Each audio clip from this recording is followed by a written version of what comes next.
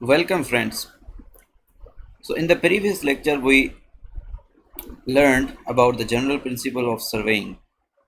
Now, we come to the another subtopic: methods of linear measurement. What are the methods of linear measurement? The most prevalent methods are three methods. Number one is pacing और stepping method. Pacing method में हम क्या करते हैं कि अपने steps की average size निकाल के फिर हम चलते हैं, फिर हमारे जो भी स्टेप्स काउंट होंगे एवरेज साइज ऑफ पेस, मतलब हमारा स्टेप कितने साइज़ का है, उससे मल्टीप्लाई करते हैं तो हमें डिस्टेंस मालूम हो जाता है, मगर वो हाईली एक्यूरेट नहीं होता।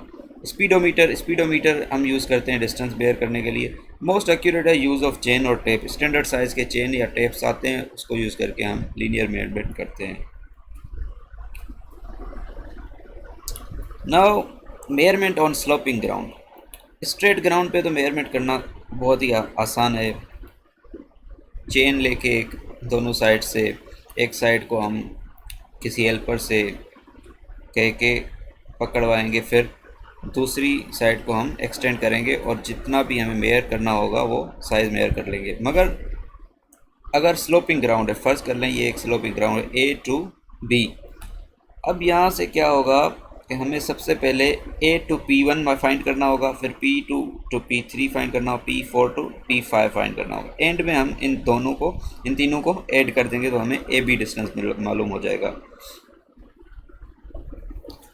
ये कैसे होता है? AP1 डिस्टेंस कैसे मालूम करेंगे? AP1 डिस्टेंस बिल्कुल सिंपल है। यहाँ से हम हॉरिजॉन्टल बिल्कुल स्ट्रेट टेप लेके जाएंगे, फिर यहाँ से हम एक प्लम बॉब ड्रॉप करेंगे। अब यहाँ पे जितना भी डिस्टेंस होगा AP1 उसको हम नोट करेंगे, फिर P2 P3 सिमिलर तरह से, फिर P2 P4 P5 सिमिलर तरह से, तीनों को ऐड करेंगे, हमें AB डिस्टेंस मालूम हो जाएगा। अगर हम ये है डायरेक्ट मेथड और दूसरा है इनडायरेक्ट मेथड। इनडायरेक्ट मेथड में हम एक इंस्ट्रूमेंट यूज़ करते हैं जिसको हम कहते हैं क्लाइनोमीटर।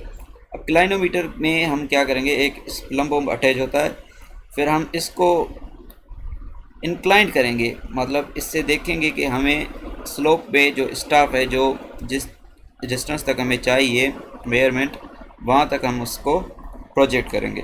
फिर जो भी एंगल बनेगी उसको हम उसकी लेंथ से टेप से मेजरमेंट करके उससे मल्टीप्लाई करेंगे। फॉर एग्ज़ाम्पल, अगर हम B और C डिस्टेंस फाइंड करना चाहते हैं, ठीक है, और ये DC स्लोपिंग ग्राउंड है, तो यहाँ से C टू D हम टेप को खोलते चले जाएंगे और यहाँ तक मेयर करेंगे जो भी डिस्टेंस आया। अब उसके बाद हम क्या करेंगे, क्लाइनोमीटर से इसकी एंगल मेयर करेंगे। यहाँ पे एक स्टाफ रखेंगे, स्टाफ या कोई रेंजिंग रॉड या कोई वुडन पेग, और यहाँ पे हम सिमिलर क्लाइनोमीटर से या क्लाइनोमीटर से इसकी एंगल मेयर करेंगे, हॉरिजॉन्टल एंगल अल्फ़ा, ठीक है। अब उस एंगल की जो भी वैल्यू आएगी उसको हम इस L से मल्टीप्लाई करेंगे जो हमने मेयर किया, तो CB डिस्टेंस क्या बनेगा, L cos अल्फ़ा। ये दो मेथड हैं, direct and indirect method sloping ground के। रेंजिंग मेथड क्या होता है? रेंजिंग हम किस प्रोसेस को कहते हैं, सबसे पहले ये समझेंगे। Ranging is the process of establishing intermediate points between two stations. फ़र्ज़ करें कोई भी दो स्टेशन हैं A और B, अब इनके दरमियान हमने स्ट्रेट लाइन में P और M स्टेशंस लगानी है, तो इस प्रोसेस को हम रेंजिंग कहते हैं, ठीक है। अब डायरेक्ट रेंजिंग और इनडायरेक्ट रेंजिंग दो टाइप्स हैं इसके। डायरेक्ट रेंजिंग में क्या करेंगे, हम A और B के दरमियान एक रेंजिंग रॉड लगाएंगे। वो कैसे लगाएंगे, वो A और B के दरमियान P लगाएंगे तो इस तरह से हो कि A, P और B तीनों एक स्ट्रेट लाइन में हो, और M इस तरह से लगाएंगे कि A, P, M, B चारों स्ट्रेट लाइन में हो, ठीक है। अब इनडायरेक्ट रेंजिंग कैसे करेंगे? इनडायरेक्ट रेंजिंग में फ़र्ज़ कर रहे हैं, इनडायरेक्ट रेंजिंग तब हम एडॉप्ट करते हैं जब दो पॉइंट्स स्टेशंस इंटरविजिबल ना हो, मतलब A टू B हम नहीं दे सकते किसी भी स्लोपिंग ग्राउंड या हिल की वजह से। तो A और P के दरमियान हम कैसे रेंजिंग करेंगे, A और B के दरमियान हम एक पॉइंट R ऐसे लगाएंगे कि हमें A और R स्ट्रेट लाइन में नज़र आए, ठीक है। फिर बी और आर के दरमियान एक पॉइंट एस ऐसे लगाएंगे कि बी, आर और एस तीनों एक स्ट्रेट लाइन में नज़र आए, ठीक है, और आर एस तीनों आपस में स्ट्रेट लाइन में हो।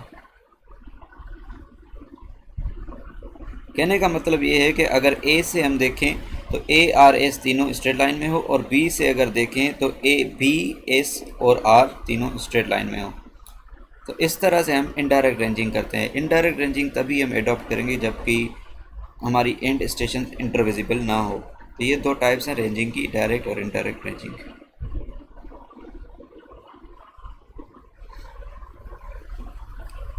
अब हमारा नेक्स्ट टॉपिक है chain and tape corrections.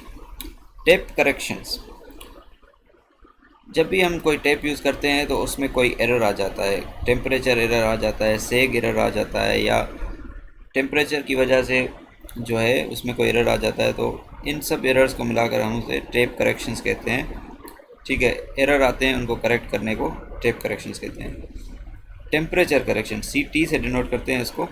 This correction is necessary because the length of the tape or chain may be increased or decreased due to rise or fall of temperature during measurement. The correction is given by the expression CT is equal to alpha TM minus T naught into L। CT क्या है हमारे पास? Correction for temperature in meters. Alpha is the coefficient of thermal expansion. TM temperature during measurement, TM का मतलब होगा temperature during measurement in degree centigrade or celsius. T naught temperature at which the tape was standardized, मतलब जब tape हमने company ने बनाया तो किस टेम्परेचर पे उसने स्टैंडर्डाइज किया, इन डिग्री सेंटीग्रेड और सेल्सियस। वो हर टेप का अपना अलग होता है और वो स्पेसिफाई किया हुआ होता है, वो नॉन वैल्यू होती है। L length of tape in metres, जो मेयरमेंट आ रही है length of tape in metres कितनी है, उसको फार्मूला में पुट करेंगे वैल्यूज़, हमें टेम्परेचर करेक्शन मिल जाएगा। दूसरी करेक्शन है वो मैं नेक्स्ट वीडियो लेक्चर में आपको बताता हूँ। So thanks.